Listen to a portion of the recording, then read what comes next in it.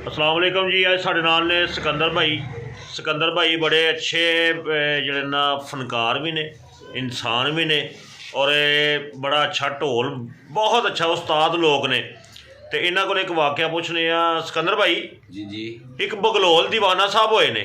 अज बहलोल दीवाना होया चला सरकार मौला अली दा लाजपात दा मनन वाला। ते आप सरकार ने ड्यूटी लाई है कि मेरा नाम जपना अली हाके मुहम्मद सच। अच्छा। ते बच्चों नूं टाफियां देनियां ते आखना अली हाके आखो ते मुहम्मद सच। ओ बादशाह तिकर गल गई फौजियां खांदा तेरा पींदा तेरा नारे किसी होर मारदा है। उन्हें क्या चाहिए इहदा बंद कर दियो बादशाह। और बलौल परेशान हो गए ना, जिवें मिट्टी के घर नहीं हन बनाए दे इंज हथ ला के रेत दे विच ते घर बना के ना ते आंदा जन्नत दा मकान ले लो जिन्हें लेना। अच्छा। जन्नत दा मकान। और ज़ुबैदा शहजादी गुजरन डई ही हरून बादशाह दी घर वाली। अच्छा अच्छा। और जो गुजरन डई ना ने आख्या बलौल मस्ताने दी आवाज गई। उन्हें आख्या बलौल किन्ने दा मकान है? उन्हें आख्या तेरे गला च 9 लाख हार है, एदी कीमत है। उन्हें उस टाइम लाया, उन्हें कहा लो जी। अच्छा। ए हार तुसी ओ नी को मिट्टी उन्हें पाई चुन्नी दे विच ते घर। और सहेलियां जाग दसे, उन्हें कहा तेरी बादशाह बीवी पागल हो गई है, हिल गई है।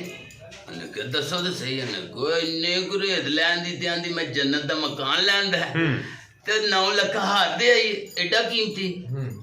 उन्हें कहा अच्छा दी मान सवेरे पूछांगा इनू। सौ गए। जो बातन च सरकार मिले ना फिर गल ते उदों हुंदी है। ते नाले किसी दे चौकीदार रखे होण ना गेट ते हुंदे ते फिर गल नाल ही अंदर जाना पैंदा। किसी दे रखे होण सही, दोगले ना होण, जिउंदे रहो। उन्हें जो बादशाह अख लगी ना ते वेंदा की खूबसूरत महल हीरे जवाहरात लगे ने। अच्छा। महल उत्ते लिखा ज़ुबैदा शहजादी। क्या बात है, वाह वाह। हरून बादशाह दा है ते मेरी बेगम दा मकान है, मैं ते इत्थों अपना पानी छड़ के दुध भी ले लेना। जो होया ना गेट दे अगे ते गेट कीपर फिर डाडे, मैं जेहड़ी तुहानू गल दसी गेट कीपर डाडे। उन्हें पिछों गलमियों फड़ लिया। उन्हें क्या इधर आया ना जवान किधर चलना है? उन्हें कहा मेरी जनानी दा मकान है ज़ुबैदा शहजादी उत्ते लिखा मैं बादशाह वक्त। उन्हें कहा शिकार तू दुनिया ते बादशाह है जन्नती। है जन्नती तू दुनिया दा बादशाह। और झटका वजह ते बादशाह उठ के बह गया। उन्हें कहा मेरे मौला यो बलौल दीवाने नू लभो किथे गया जी। लभ्या।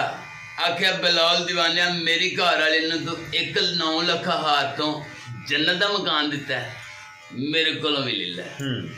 बलौल अल्लाह जान दे सौदा बड़ा महंगा ही और तू नहीं खरीद सकना। अच्छा। उन्हें कहा 2 3 4 हाथ तक 5 6 7। उन्हें आख्या तेरे को खरीदे नहीं जाना। उन्हें कहा पूरी बादशाही। उन्हें कहा नहीं तू वेखा। उन्हें वेखिया नहीं जिन्हें सौदा किया है। उन्हें डिठा और वेख के सौदा तू करना पे। वेख के सौदा कर। ओए होए मौला माफ करी, वेख के सौदा जन्नत दा करदा पे। जिउंदे रहो। ए गल ही लो जी। ये सन सिकंदर भाई ते साडे बड़े प्यार वाले ने। अल्लाह इन्हां नूं जिंदगी तंदुरुस्ती दवे। पर इन्हां ढोल चुक्या गया है ते कोई नहीं अल्लाह खैर कर दे। और ढोल चुक्या गया। ढोल वाला की वाकया जी? ढोल वाला जी मैं ना पिशाब बैठा पीछे ढोल रख के साथ अपना। अच्छा। ते बौजी पिछों भी लै गया मौला। तुसी मेरे को डगा दिला ते लै जांदा जेड़ा बजाना सी ओ मेरे कश रह गया। ओ मौला लई 1.5 घंटे दा पेशाब करन दिया हा तू। मैं 2 मिनट ही बैठिया वां, अख चमकन च काम लग गया। अच्छा। पाकिस्तानी जे है। मैं भी पाकिस्तानी हां जी। पाकिस्तानी एक अमरीका ने ना मशीन बनाई चोर फड़न वाली, टू टू करदी। आहो उन्हें जनाब बनाई है। उन्होंने 1 घंटे दे विच जनाब 350 चोर फड़िया। अच्छा जी। ਉਹੀ ਮਸ਼ੀਨ ਚੈਨਾ 'ਚ ਗਈ ਏ। ਉਹਨੇ 1 ਘੰਟੇ 'ਚ ਸਿਗਨਲ ਲਾ ਲਿਆ ਜੇ। 1 ਘੰਟੇ ਦੇ ਵਿੱਚ ਉਹਨਾਂ 700 ਚੋਰ ਫੜਿਆ। ਠੀਕ ਹੋ ਗਿਆ। ਉਹੀ ਮਸ਼ੀਨ ਇੰਡੀਆ ਟੁਰ ਗਈ। ਉਹਨਾਂ 1 ਘੰਟੇ ਦੇ ਵਿੱਚ 400 ਚੋਰ ਫੜਿਆ। ਉਹੀ ਮਸ਼ੀਨ ਪਾਕਿਸਤਾਨ 'ਚ ਆ ਗਈ। ਠੀਕ ਹੋ ਗਿਆ। 15 ਮਿੰਟਾਂ 'ਚ ਮਸ਼ੀਨ ਗਾਇਬ ਹੋ ਗਈ। ਇੱਥੇ ਮਸ਼ੀਨ ਗਾਇਬ ਹੋ ਗਈ। ਇਹ ਗੱਲ ਹੀ 15 ਮਿੰਟਾਂ 'ਚ ਮਸ਼ੀਨ ਹੀ ਗਾਇਬ ਹੋ ਗਈ। ਪਾਕਿਸਤਾਨ 'ਚ ਮਸ਼ੀਨ ਵੀ ਗਾਇਬ ਹੋ ਗਈ। ਦੱਸੋ ਸਾਡੇ ਸਿਕੰਦਰ ਭਾਈ ਉੱਥੇ ਛਿੱਪੀ ਕਰਨ ਦੇ ਸਨ ਤੇ ਮਗਰੋਂ ਕੋ ਢੋਲ ਲੈ ਗਿਆ ਢੋਲ ਹੀ ਲੈ ਗਿਆ। ਯਾਰ ਸਾਰੇ ਦੁਆ ਕਰੋ ਇਹਨਾਂ ਦਾ ਢੋਲ ਲੱਭ ਜਾਵੇ ਤੇ ਜੇ ਕੋਈ ਬੰਦਾ ਐਸਾ ਹੈਗਾ ਜਿਹੜੇ ਇਹਨਾਂ ਨੂੰ ਢੋਲ ਲੈ ਦੇਵੇ ਤੇ ਉਹਦੀ ਮਿਹਰਬਾਨੀ ਹੋਏਗੀ। ਦਰਵੇਸ਼ ਆਦਮੀ ਹੈ। ਬਾਕੀ ਆਪਣਾ ਖਿਆਲ ਰੱਖਣਾ। ਸਿਕੰਦਰ ਭਾਈ ਸ਼ੁਕਰੀਆ ਜਨਾਬ।